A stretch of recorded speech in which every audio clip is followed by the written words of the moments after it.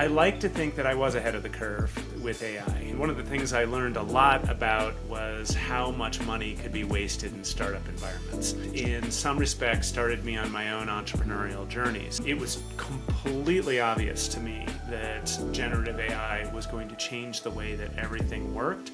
It took me a while to convince other people that that was the case. Generative AI specifically is what you would call a general purpose technology. Fire is a general purpose technology.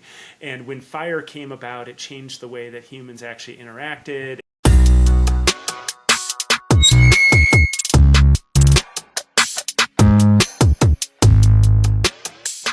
One thing that I like to say, at the beginning, because I just want to make sure that, you're comfortable doing this, is that, we can stop, we can pause, we need to go get more water. That's absolutely fine. As long as, we have like a few minutes to talk about a few, important, industry secrets, because I know you're the expert. And I was looking at your profile, Kevin, on LinkedIn, and I was like, wow, I don't even know where to start, right? And, I know you have a YouTube channel where you talk a lot about, AI. And I know you've been looking at this, or you've been in the industry probably before, the hype, right? So I saw videos that you posted 2, 3 years ago talking about things that are very relevant now. So it seems like you're ahead of the curve. And, so what I could come up with, a bit of an introduction to who Kevin is. And, you can correct me if I'm wrong here, but I know you're, an advisor, executive coach, investor. So you have C-suites turn AI from buzzwords into managed assets. Like I have a long, long introduction here, but I want to hear from you. Sure. Anyone who's watching this or listening to this, and is wondering who's this Kevin Williams guy, I keep raving about. Do you mind introducing yourself? Sure. No, I know I'd love to. So I'm Kevin Williams. I run Ascend AI Labs out of Park City, Utah, so the beautiful mountains of the Nice. U.S. West. And I like to think that I was ahead of the curve with AI. I have done a lot of different things in my career. I was a venture mercenary for a long time, where I would work with startups as basically being the first MBA type into the room. And I learned a lot. And one of the things I learned a lot about was how much money could be wasted in startup environments. And it really rubbed me the wrong way, and in some respects started me on my own entrepreneurial journeys. And the way that I executed on entrepreneurship was through acquiring patents. So I would acquire US utility patents, and then I would build brands on top of those and sell things on the internet. I know that seems like it's really departed from AI, but as digital marketing became more and more complicated and my brands became larger and larger, I was dealing with literally billions of points of data. And as the platforms made it harder to track what consumers were doing. I have mixed emotions about this. On an individual level, I hate how everything tracks everything you do. As a digital marketer, that pretty much made my business. So sort of torn between the two perspectives. And to deal with this, we had to lean into machine learning to trace how all of these data patterns were working globally. And to be honest, we didn't call it AI, you called it machine learning. And I had the fortune of exiting those companies about 5 internet minutes before OpenAI dropped. And I found myself in the right place, right time, with the right expertise, and also the right inclination to really dive into the AI wave that I saw coming. It was completely obvious to me that generative AI was going to change the way that everything worked. And it took me a while to convince other people that that was the case. So I spent a lot of 2022 and a lot of 2023 just getting into these really senior rooms and getting all excited and ready to like solve the world's problems. And people would be like, AI, what? What are you talking about? So I ended up leaning a lot into literacy, such that I figured if I could educate people on what this technology was and what the potential for this technology would be, I could usher them into an era where, commercially, I could execute on their problems. So I needed them to be educated such that I could help them solve their own problems. So advance the clock a little bit into 2025, mid 2024, our organization really focused on two different branches. One was the literacy, and the other was the execution. So we almost have two businesses. One equips people with what they need to know, not just generically about AI, but increasingly about the risks that surround AI. And then once they're educated, we can help guide them to the right sort of solutions that align with their organizational risk tolerance and their needs. Interesting. It's incredible. It's like you said, you were at the right place at the right time. Everything just, came into place with the, massive, I'd say, boom or hype. And I think hype, if we're talking about hype, it's very hard to differentiate what is, the tools that are just model wrappers, and we can get into that later on, and the ones that are bringing in, they're training their own models and they're doing some substantial work, right?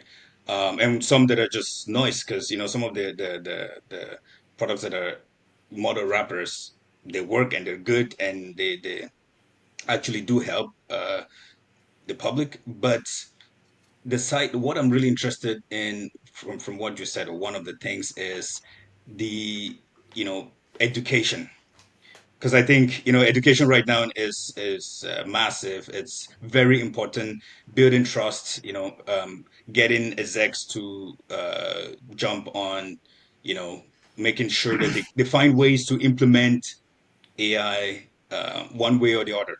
Otherwise, they'll be left behind, because this is what everyone is doing, right? And so you've been, I noticed that you shipped quite a few different LLM powered products, right? I think that's within the span of 2 years.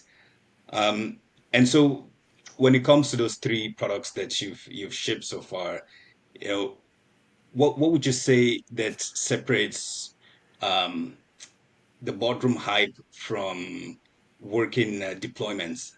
First, my own deployments suffered from sort of the issues with SaaS of being over enthusiastic about having the right solution at the right time, meeting the impediments of a massive and confusing and undereducated market.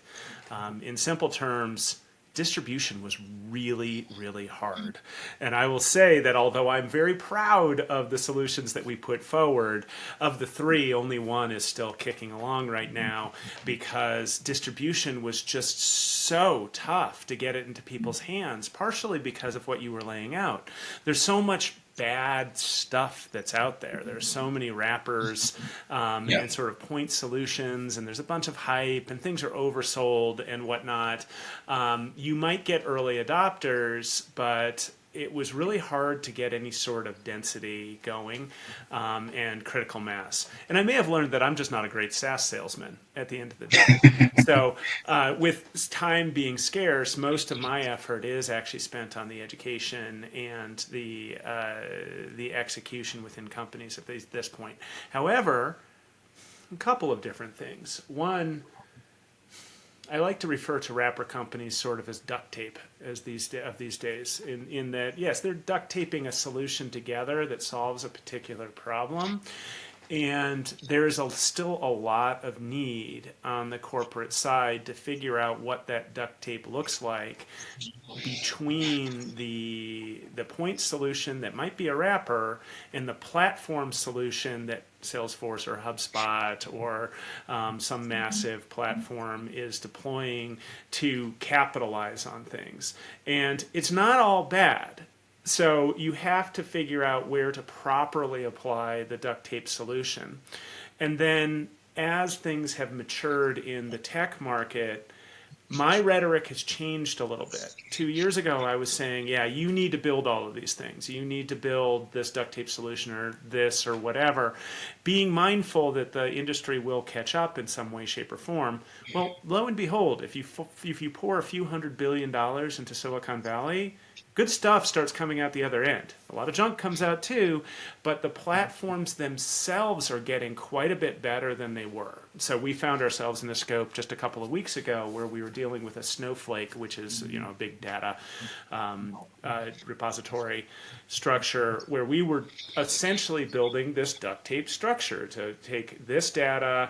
Well, Snowflake isn't going to do this, so we have to figure out how to get it out of here in a secure manner that maintains, in this case it was SOC 2 compliance, and then we're going to process it, we're going to do our LLM mojo, and then we're going to shove it back in.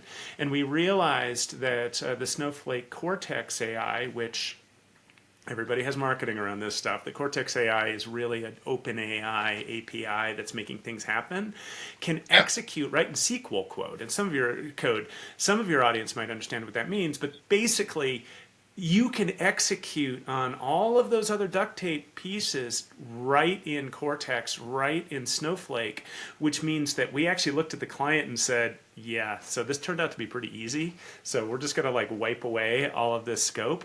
And now you have a secure solution that is sitting right in your own data, accomplishing what we were going to accomplish before. And yeah, our mojo is the prompting and how that works and That's right. et cetera. But Yeah. increasingly, these solutions are right in the platforms that people are already using. They just don't really realize it. That's right. That's right. And that's also the fear, right? As you run several companies, well, two major. Um, on the product side of things, you get to think about the fact that, OpenAI and Anthropics and, DeepSeek and all the rest, some of the tools that you're shipping, you see that they're starting to implement some of the features within their platform. And then you start to think, is this a smart, idea for me to provide certain services to my clients, or should I be using a different approach, right? Which comes to the question of, a week ago, OpenAI released, I think that was the first open source model, if I'm not mistaken, since they went live in 2022. Um, so they released an open source model, similar to DeepSeek, and this has been a while. And so it's just a question of, is that something that you're starting to think about that, maybe, well, for the clients who need it, who say, you know what, data privacy and everything, you can sell me on whatever you want to sell me, but I need local hosting. I need on-prem hosting. Like, is that something that you started to think about, or you have, different ways to approach that? Maybe you use, cloud services like AWS and Google's cloud services. Absolutely. So it's the OSS model is the Yes. new GPT open source model. It's particularly relevant because the market is signaling that Meta and its Llama series, Meta is actually leaning back away from open source.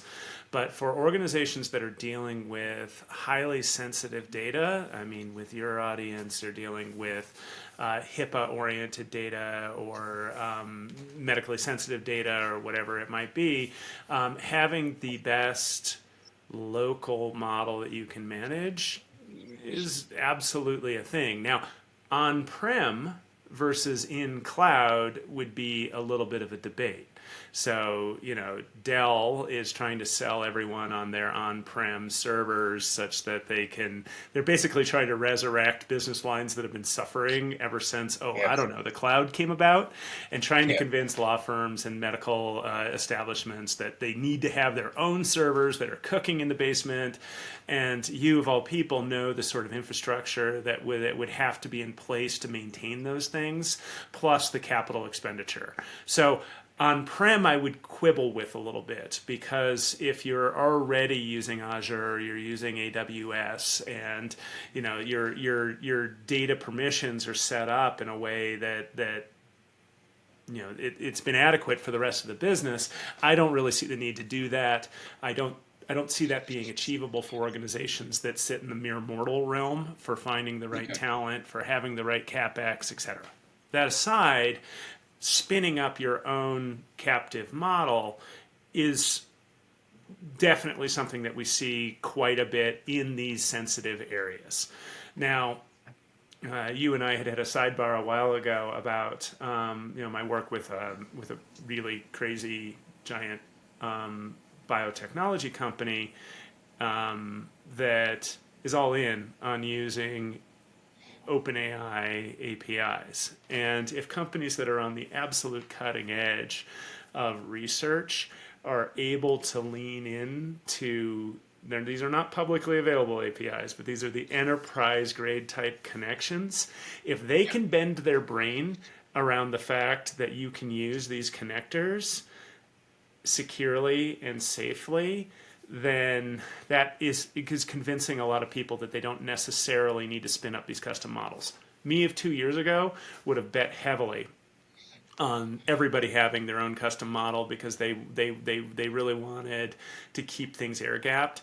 And now what we're seeing is, I'm not going to call it a significant part of our activities, but there is a part of our activity which is basically deconstructing the mess that people made in trying to stand up these models independently. Because you and I could screen share and get onto Hugging Face and spin up Mistral or whatever you want to spin up. We could have it going, and heck, my kid could probably get it up and going.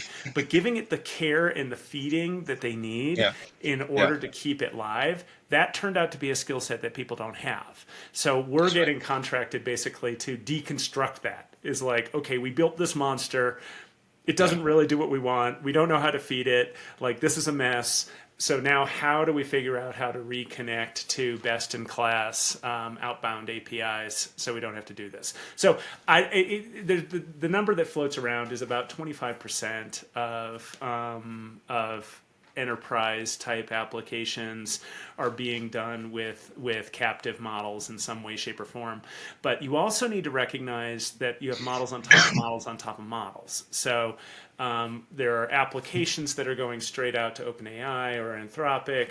Then you have internal issues. You've got pre-processing. There are these applications such that you can take medically sensitive data, shoot it to your captive model that is a relatively simple creature, clean it, and then shoot it out to the frontier models for reprocessing. And it's complicated, but you're using the best points of each model in the right place. Right. I mean, that's there's so much to dive into that. But I don't want to keep it so technical in case Yeah. you know, for my audience, which are predominantly clinicians, as you know. But I find, what the subjects that you cover and the services that you provide, which is really partially like you explained, education, just getting people to understand, businesses to understand, the right framework to have when adopt and implement and deploy AI tools. And the other day I was driving to the gym, and so I had ChatGPT on, so I was talking, I was asking some questions because when the OSS model came out, and then I read on Reddit, one of the startup subreddits, where someone was saying, we've talked about this so many times, but the different booms that we've had in our lifetime, right? Whether it's the internet or .com or crypto. And then so they're talking about the AI boom. And how do you place yourself if you're going to be, an AI consulting business? How do you place yourself in the market that, you're not just any other um, noise, you just join in the hype, and you just want, because there's money on the table, you want to make sure that you partake in that, which that isn't wrong. But if you're providing value, if you're providing value to your customers, great, it's a win-win. But longer term, right? The Teslas and the Amazons and all these legacy players that survived all of these different shifts in the market. They were playing the long game, right? So is that something that you think about? That's why I also asked about that OSS model, where it's like, do you see an opportunity in capitalizing on maybe that would require you to focus on one market and make sure that you build something along those lines and you can scale because it's difficult to scale if you're doing client by client, but are these thoughts or conversations that you're having with your peers and Oh your boy, neck of the woods? there's Yeah. a lot there. So it's almost a marketing or a startup conversation, which is fine. I love this stuff, and I am the prototypical entrepreneur. I want to do everything, and I have to have people around me that are like, tame the squirrel. Like, okay, we have to focus on these things. Focus. And Yes. as a coach, I want to take me by the neck and be like, focus, because I work in a dozen, I think 14 different industries, everything from heavy industry to chemicals to e-commerce, services, medical, like it's just all over the map. And that's crazy because it makes marketing and it makes making the right client connections really hard. So I work with insurance and we do some really neat solutions for insurance. So I thought, hey, cool, we'll lean into the insurance vertical and solve these problems with Epic. So we have a lot of expertise with Epic, which most people despise, but hey, it's just the fabric of how insurance works. And what we have found is at this point of maturation of the AI market, it has a lot more to do with personality of the organization than it does with the existential needs of the organization. So there are solutions in hand for insurance or all of these other things, but unless the leadership of the organization is clear-eyed about the need to embrace these things, it's really hard to get into that environment. Now, me, if 2 years from now, I can almost guarantee that I will be in one niche, whatever the right one is, where the momentum comes forward. But right now, it's a really exciting time where my ideal customer profile is a curious and aggressive CEO, CTO, or chairman or board member who's like, I kind of get it. Now help us figure out how to really get it. And that Yes. puts me in a really great place to work with companies over the long haul. So we do work with some much larger companies, and that MO is often to serve as, we call it maybe a fractional chief AI officer or something like Yes. that. But it's really an advisor to their AI council or even just to the ELT or the senior leadership of how do we put together an AI council? Okay, you need to get these cross-functional people into a room. Now what do we do? Well, you need to start with some sort of policy and some sort of guardrails. Because as much as I love being the guy who brings all the fun to the table with all the cool stuff that AI can do, I'm also the fun police because I've seen so many things go sideways, hence a lot of our emphasis on risk these days. So educating both the AI council and the population of an organization at large of where the risks are is a good place to start, and establishing a manifesto from the top. So if in a perfect world, I want to look at the CEO and say, hey, CEO, you need to write this memo, and I'll help you write it. This memo says, this is our vision for this company. This is what this means to be an AI forward company in our particular industry. And it's usually some mix of caution and courage in order to apply the technologies in the right place. So now you have leadership alignment, you have functional leadership in terms of the AI council, you have basic, at least risk knowledge in the population, and then you need to do enablement. So a lot of, I'm talking my own book a little bit here, of course, but we like to bolster people within the organization with foundational skills. And at this point, those foundational skills are still very, very, very basic. Most people are using LLMs in some way, shape, or form, and the vast majority are using them in really poor fashion. So like they just don't really understand how they can use the tools. And if you don't train people on the opportunities and the limitations in the technology, when leadership has some great idea that they try and pound into the rest of the organization, it falls on its face because the people who are inheriting that project have no idea what the heck leadership is talking about. So you have to have continuity of leadership messaging from the top, and then continuity of common understanding of how the technology works.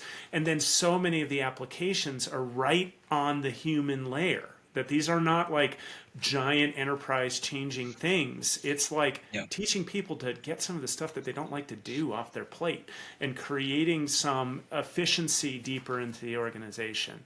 And then from my own business, I get to ride this wave. So right Yes. now it's at the 101, right? And then Yeah. I have these really cool annualized engagements with some companies where I'm basically my team is the trainer of record on AI. And we come in with a chief learning officer or whoever it is, and then we'll drive integration starting with 101 and then 201 and 301 basically as you get more advanced concepts into place, and even having the capability to develop technical skill sets there. And there's years and years and years of work that needs to be done just there, and we're not even talking about the application side. We're really That's right. talking about the training, and Education. Yeah. I love the education part. This is something that has sort of surprised me about myself. I'm not an educator by background. I'm a confident public speaker, and I like getting out there and doing things like this. But it really surprised me how much I just enjoy teaching this. So, all else being equal, the more that I can extend my runway to educate Yeah. as many people as I humanly can, the happier I'm going to be. That's I look at the tire and I'm like, with the amount of interesting nuggets here that I'd like us to get into. We don't have that much time allocated to it, but I'll try to ask the ones that are, I find that are really interesting. Because I remember listening to, Stephen Bartlett, Diary of a CEO podcaster, and serial entrepreneur. I think he mentioned once that he got his team to, whether it's the marketing or the sales or, whatever, to each build an agent or find ways to automate what they do, right? And then they get a price. I might be butchering it, but something along those lines, right? And so he can do that because he's very exposed. He's very exposed to the AI industry. He's interviewing tech leaders there, um, and so I'm thinking when you talk about a framework that you bring to your uh, execs and CEOs who are not thinking like Stephen Bartlett, right? What kind of framework do you hand to them, or even without them signing up for your services? Like what kind of, is there a mindset shift that they need to have, or just a different approach, to running their business in this AI age, that you try to get them to understand before you even start to, educate this from top to the bottom of the companies. So we talked about this a little earlier, sort of tangentially, about these what we tend to call super cycles, which are these fundamental changes in the way that humans operate. And the mistake that I see all the time is a tool solution orientation to these problems. It's I have found a hammer. Now where are my nails that I'm going to pound with this hammer? And they do not understand that you're not talking about a tool here. There are tools. There are a lot of tools that are out there, but generative AI in general, and generative AI specifically, is what you would call a general purpose technology. So general purpose technologies, things like fire. Fire is a general purpose technology. And when fire came about, it changed the way that humans actually interacted. It allowed populations to move farther north. And then 500,000 years later, somebody added some water and you get steam. Steam leads to electricity. Electricity plus steam leads to the Industrial Revolution, which changed everything again. So you went from an agrarian, I love this topic, but you went from an agrarian economy to an urban economy to an industrial economy, and it changed all of the fabric of the way that people worked. And in our own lives, we've been through this with internet and actually with cloud and with mobile. I'm not going to add crypto to that mix just because I won't.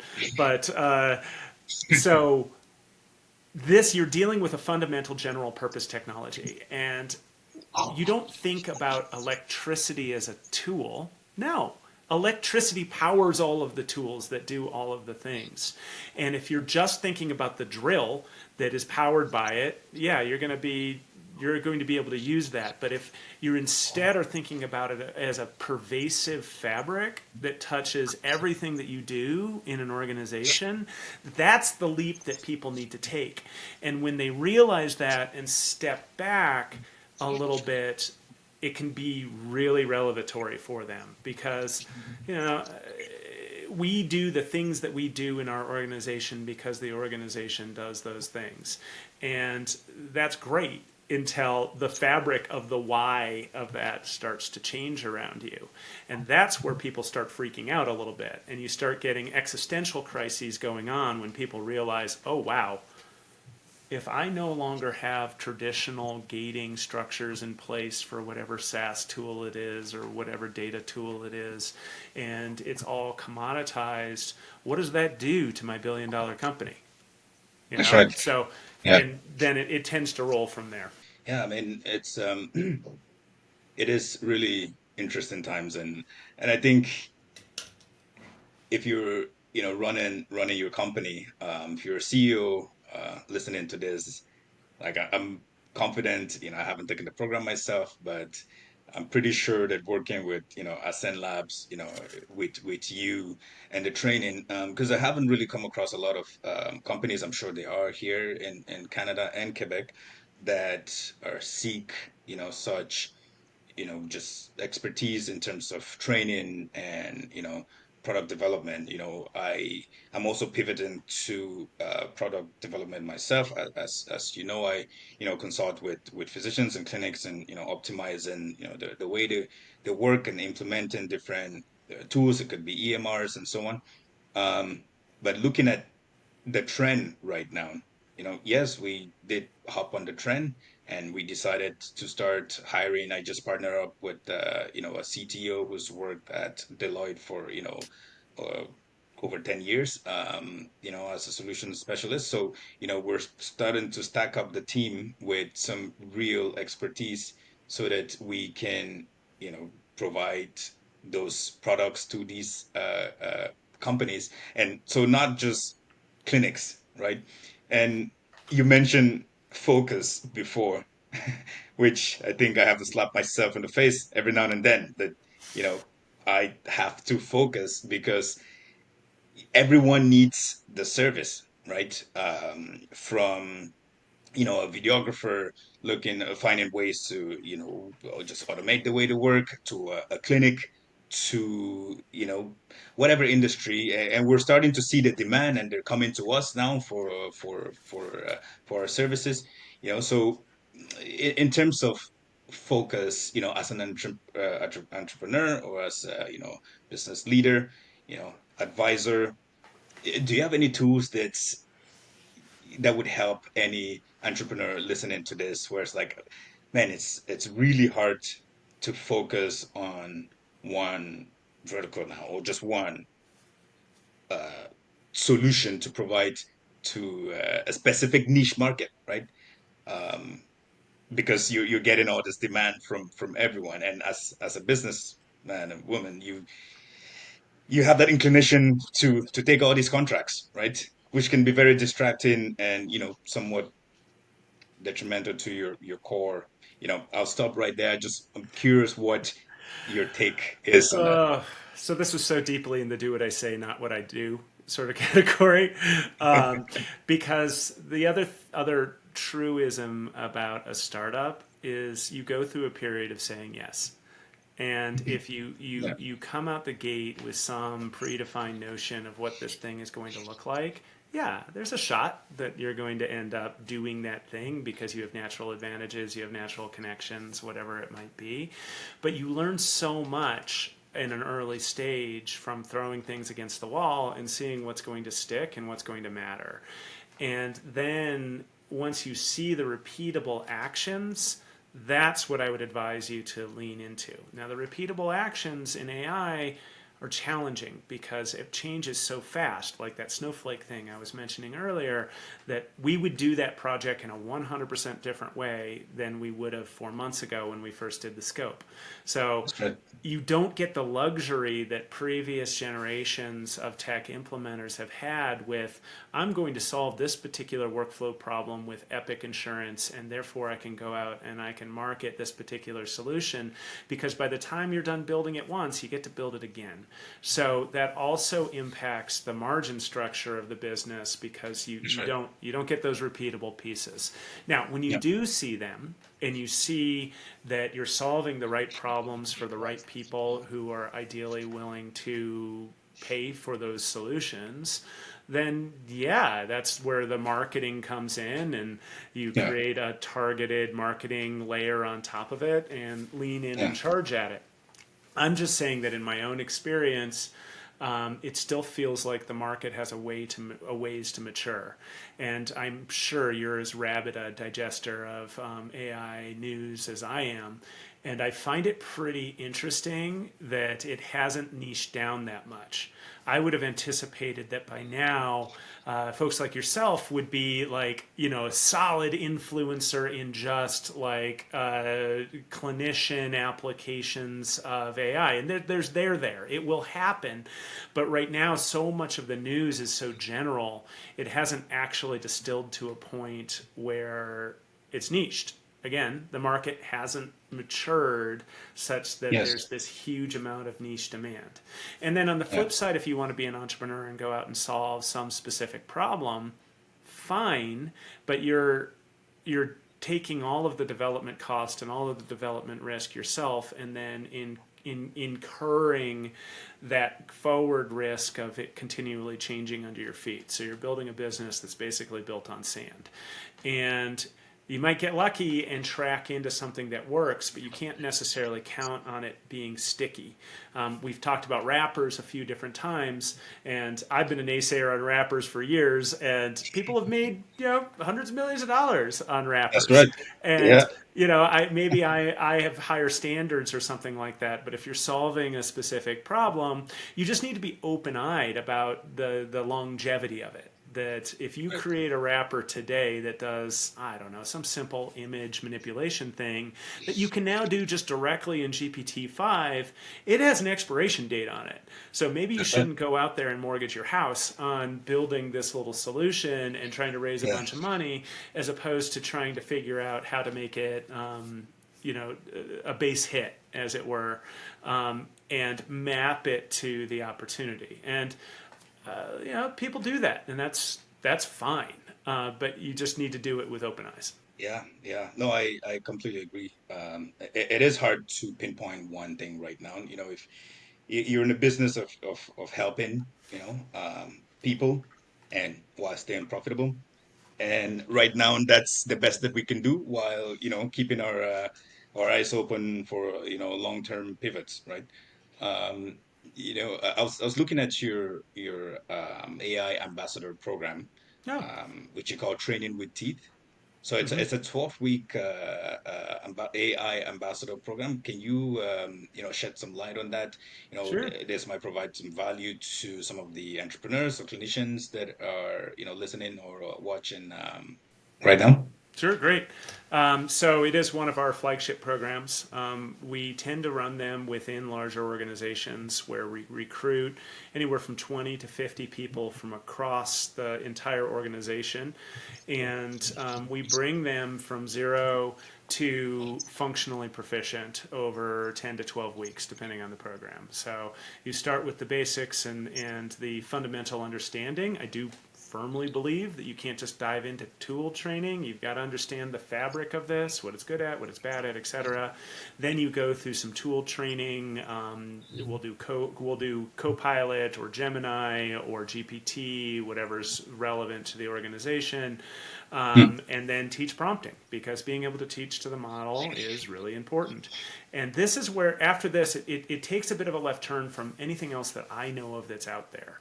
We then take a process engineering approach to AI applications. And I really don't want it to sound overly complicated, but people need to understand what is a good task for AI and what is not a good task for AI. So we lead them through the process of discovery of basically the things that they do in their jobs. And most people Right. are hired into a job to do the job. Okay? You don't really want people reinventing their job so much Yeah. unless the organization has decided that that's something that they want to do. So the organizations that we work with are open-eyed about the fact that they're going to cause some disruption by allowing people to get very introspective about the nature of what they do. What do they do for 8 hours a day? What sort of reports are they developing, and what are these processes?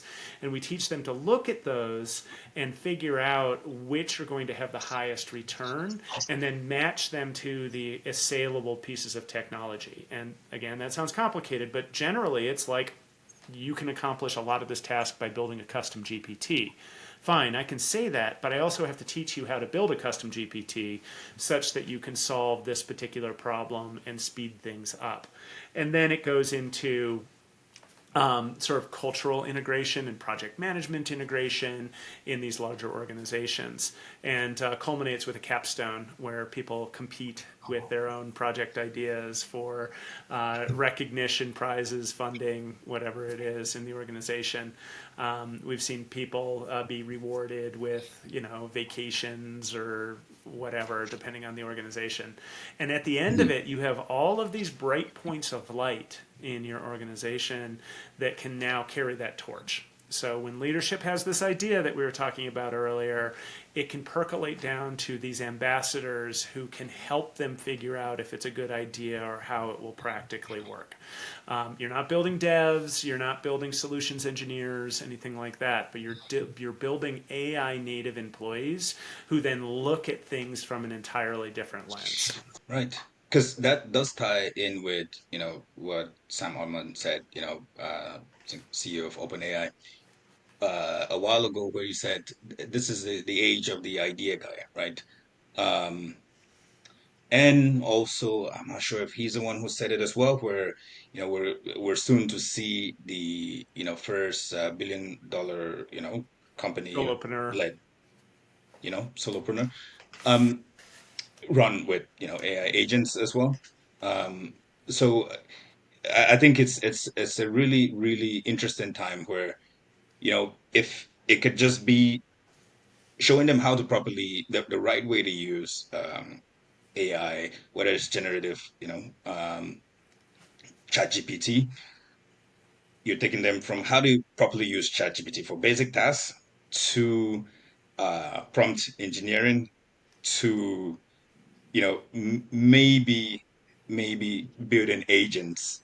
I don't know if you go that far, but you're now empowering them with the education and the training for them to start thinking outside the box, and it could be something that, you go through the 12-week program with these employees, and then they can come out the other side and say, hey, we didn't know that there was such a thing as vibe coding, right? Which is, another thing we can get into, but we don't have much time. But we didn't know that, these tools exist where you can take an idea and you can build a prototype without any coding knowledge. And I strongly emphasize on prototype there, because building a production level tool, you need professionals. You need Hmm. software engineers or full stack developers. But you get to train these employees, and they can say, "Hey, you know what? We've been doing this so repetitive for a long time, and now just Kevin and his team, they introduce us to these tools that we can use, and maybe build a prototype and present to your CEO and say, hey, this is how we've been doing XYZ process. This is what we could potentially do with this prototype I'm showing you. And if you get the buy-in from higher up, then you can go ahead and find people to actually do that work, right? I think there's so much value in doing that. I don't know if that's part of your approach as well when it comes to maybe vibe coding tools in your training process. So it's sort of the art of the possible. Is that once you teach people what is possible out there, they come up with all of these really neat ideas. So I Yeah, think I told you that one of our recent ambassador cohorts, 25 people came up with 160 different ideas, and this was from all over a global organization. And something like 28 of them are now in process in the dev cycle, like to man. actually solve problems in the organization. In our annualized programs, we start getting more into workflow development. I'm a giant fan of N8N, the workflow tool, as Yeah, far as an MVP process engineering type tool. So it all changes so fast that it's hard to teach people the individual tool tactics. So one of the things that we do is we curate information from other sources, sort of best in class information, and then we create the right spaces for people to experiment. So in an ideal engagement, we'll have, say, a Microsoft Teams channel that is set up where the people who have been selected to be at this higher tier all have a safe space to experiment and to chat, and they're given sandboxes such that they can fail in a way that doesn't impact the rest of the organization. They get to test out tools. It's really pretty cool. Yeah, but people need to be able to understand that they they can test things in a really lightweight way before they get like a whole dev process involved, and it's months and money, and if it doesn't work, then it reflects poorly on them. yeah, no, I I definitely agree. And like I said, we have there's so many things that I wanted us to go over, given your expertise, because every now and then I speak to you know entrepreneurs who are also looking to maybe if it's just improving on their public speaking skills, and I know that that's one of your strong suits, and if someone's listening to this and it's like, man, I wish he would drop, a few nuggets on just how I know we're doing a 180 here, Yeah. I have to admit.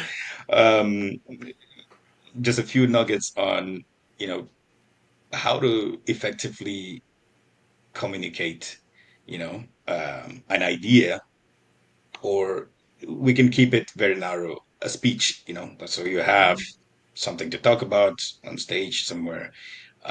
Do you have a system that you use yourself? We were all taught about the hero's journey narrative when we were in secondary school. Like every story has a protagonist, it has an obstacle, and it has a result. So what is the journey of that protagonist over the mountain and to the result?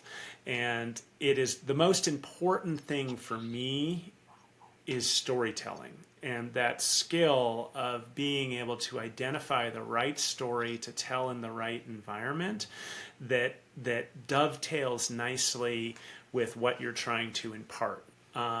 That takes a lot of practice, but just that basic framework. Even I have a deck that's open on one of my other monitors here, and I'm literally thinking, okay, what is the story that we're telling here? What is that protagonist journey? And am I doing a good job of focusing on the right elements there? Because people instinctively understand that stuff.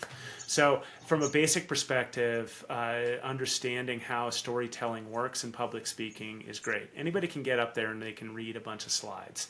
But if you can have a story that you're telling, it also rhetorically can be very helpful as far as getting it out there as well. I know I don't seem it, but I'm actually quite introverted. So I have to put myself out there into the zone of discomfort for quite a bit of time before I do that engagement and be really well prepared and then assume that it's all going to go well. And it always feels like there's a non-zero chance that I'm going to fall on my face or trip off a stage or whatever it is. And lo and behold, it's never happened. So I have to Yeah. think back on that. But I do think that the sort of the insecurity, embracing that insecurity. And when I'm not an author, I'm not a writer, but when you speak to writers, you hear this a lot. They have a lot of deep insecurities, and those insecurities in part drive them towards their performance of their particular art. And embracing Yeah. that, I think, is the other piece that I would add. Very informative, powerful. Kevin, thank you so much. I know we're on the clock, and I'm hoping we can have a part two of this at some point in the future, but thanks for, setting the time aside and, hoping that we can catch up again soon. All right. Sounds great. So I'll let you go on your Well, day, and just we'll I talk want to soon. make sure that I'm also giving you. I'll send you some links. I don't actually know what your reach is, but if I can give you like a code, like an affiliate code, and then Okay. if people convert through the code, I actually offer 40% Okay. on that. So you do some light So promotion of that stuff, and absolutely. see what So happens. just, I just cut it short there because I remember you said, Yeah, yeah, 12 and I do hard, need to hard. go in like 5 minutes, but yeah. Okay. Well, so if anyone wants to reach out to you, how do we find you? I know you're on LinkedIn and you have a YouTube channel. Well, I'll let you speak for yourself. But if Sure. anyone listening to this and is looking for, maybe it's just coaching advice or, training, or they have some product ideas, how would they reach you? So I'm generally accessible through LinkedIn, and maybe I can talk you into creating a link in the show notes somewhere. Happy to give a discount on my Will do. courses. I would recommend with the clinicians that you have that they consider embracing the risk aspects of this. I know a lot of this has been about the fun, but if you're trying to get going on AI, understanding where the risks lie and making sure that your employees understand where the risks lie is a pretty good place to start. And then you can start laddering up through the literacy pieces and such. But yes, I'm very accessible. I love talking about this stuff. As my wife would Awesome. say, this is a good outlet, so she doesn't have to hear about it. So by all means, just reach out to me on LinkedIn. Right. And if I can be helpful, I'd be delighted to do so. Amazing, amazing. And if you could leave anything else for just not just clinicians, I guess it all falls under the same because you're not necessarily focused on working with clinicians. Your services span out across industry. So I'll definitely leave your links in the show notes, and anyone who is able to access them. And I'll be posting this on LinkedIn as well. So and I'll tag you so that some of the audience can easily reach out to you if they feel the need to. But again, thanks a lot for your time, and we'll be in touch. Awesome. Thank you so much, sir.